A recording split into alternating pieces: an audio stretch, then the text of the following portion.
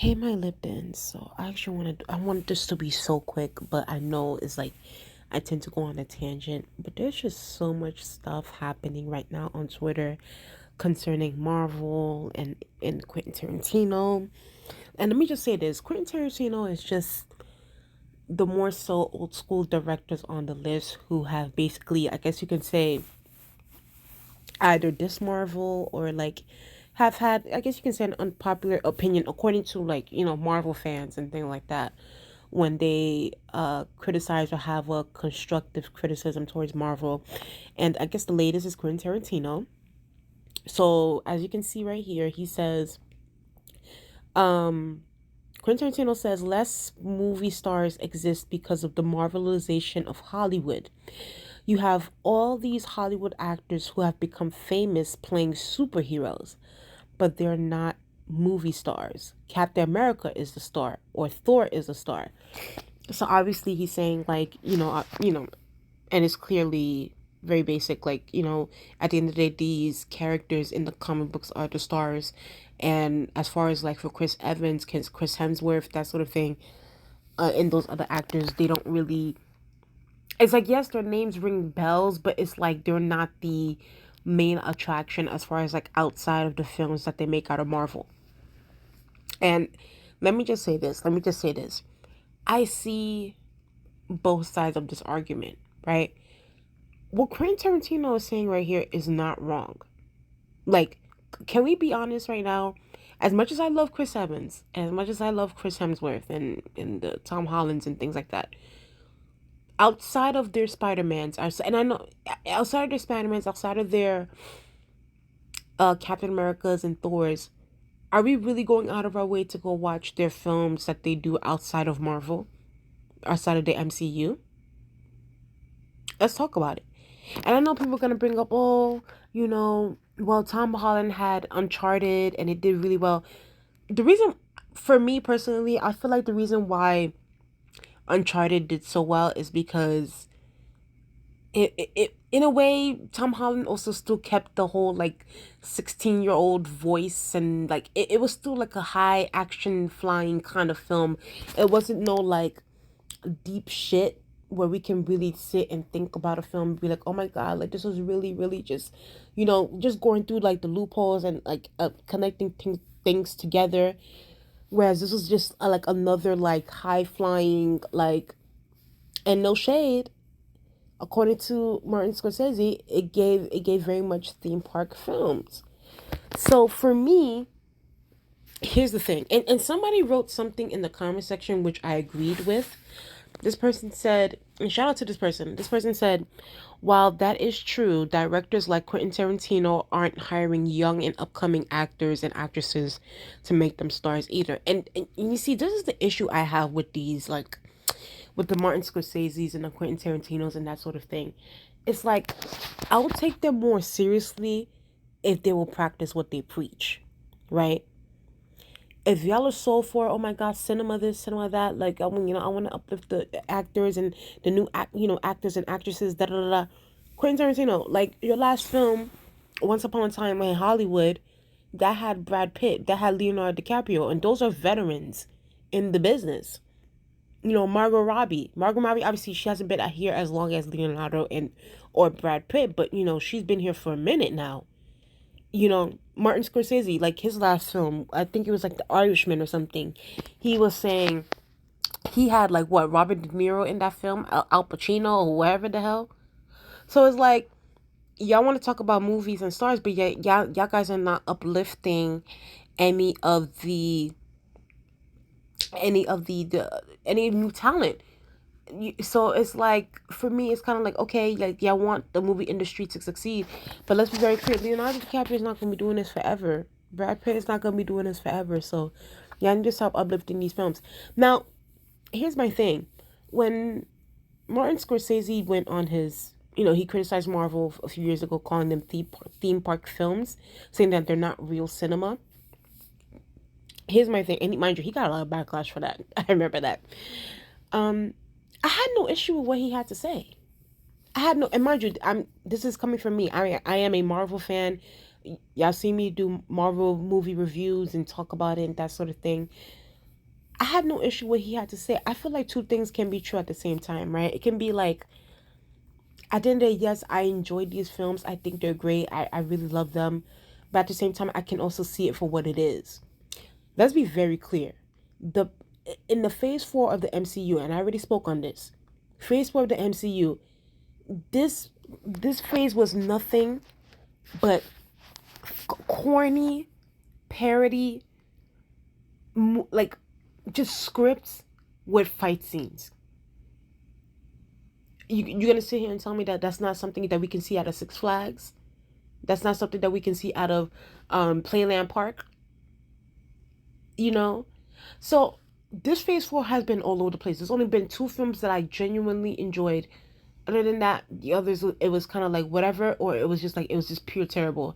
And if y'all want, y'all can go watch my review on phase four of the MCU, the good, the neutral, and the bad on my channel.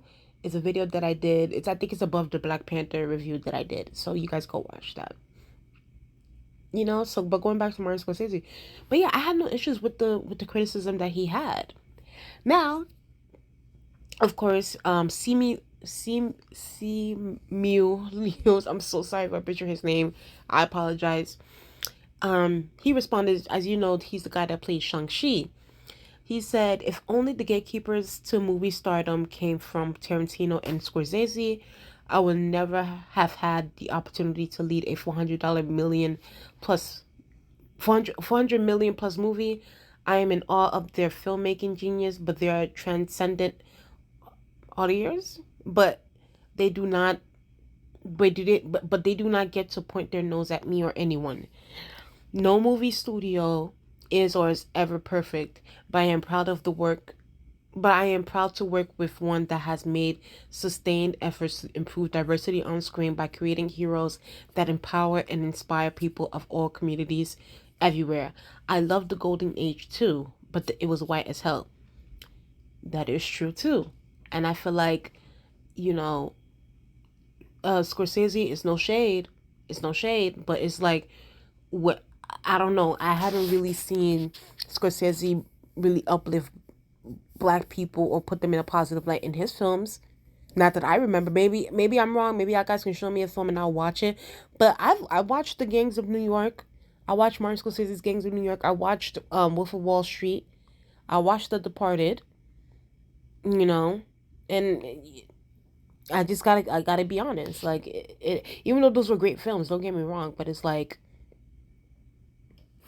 it was a white film. Like there's nothing else I can say. But, so um,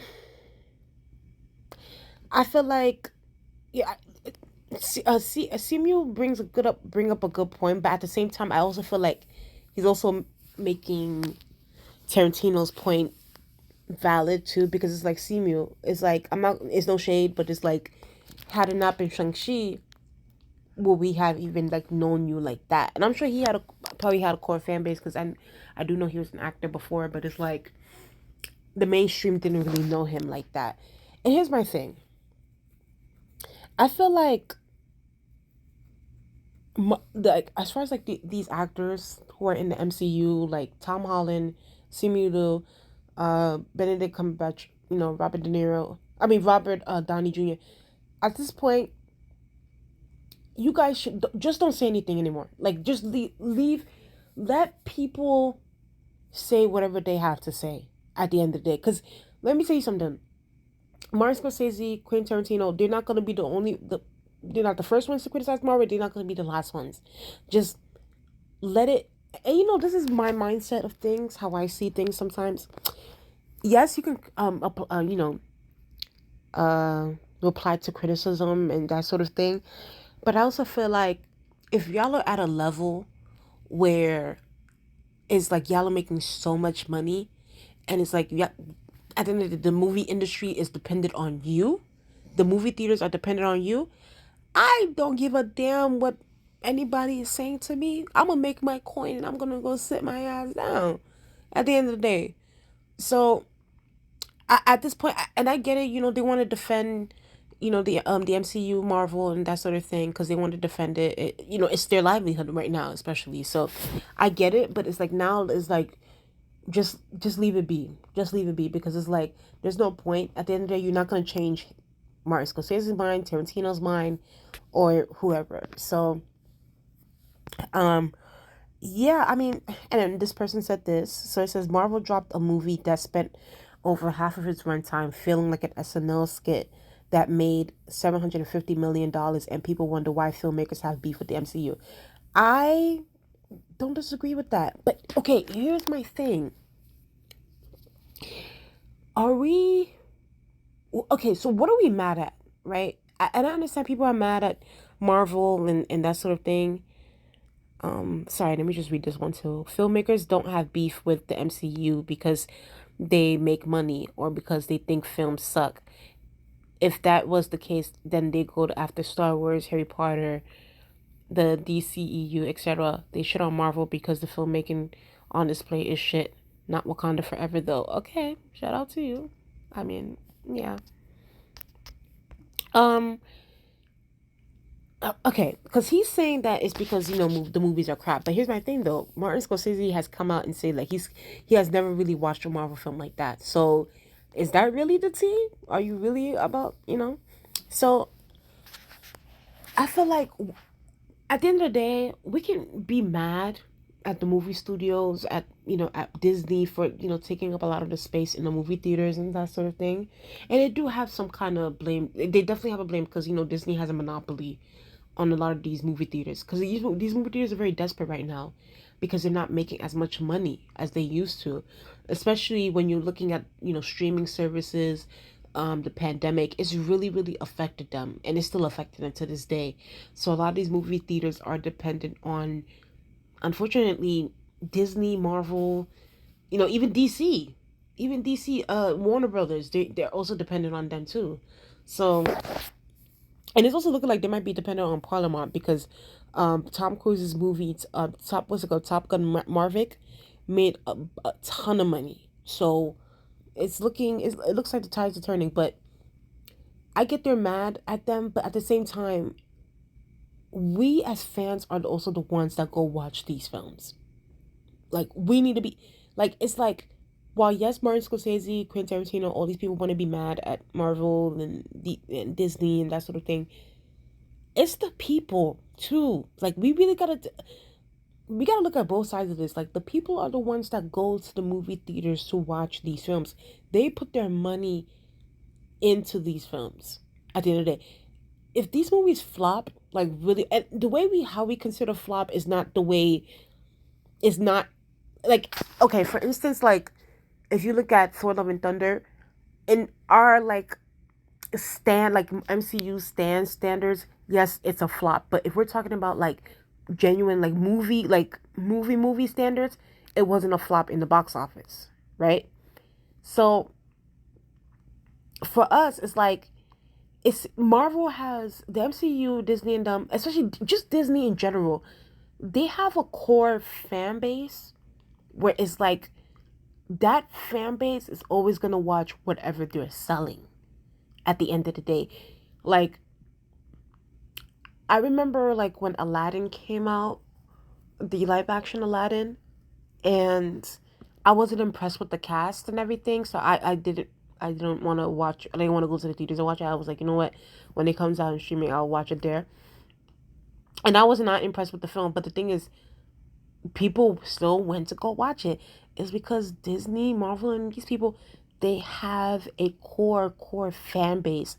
And unfortunately for Martin Scorsese, for Quentin Tarantino, we're at an age where it's like you need that fan base, that those fans where it's like they will come out in droves for you no matter what, the good and the bad. Like in a way, these are like some ride or die fans.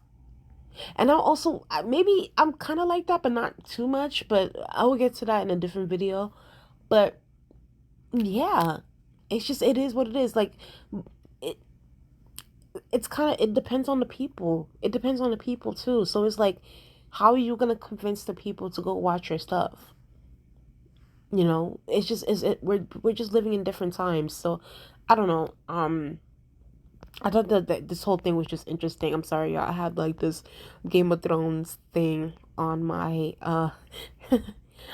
on my Twitter, and it says smash or pass, and ill. I'm not smashing. Amen. Uh, it says here Harwin, and you know, Harwin can get it at any time of the week. Ew, the fact that somebody even put auto here is crazy to me.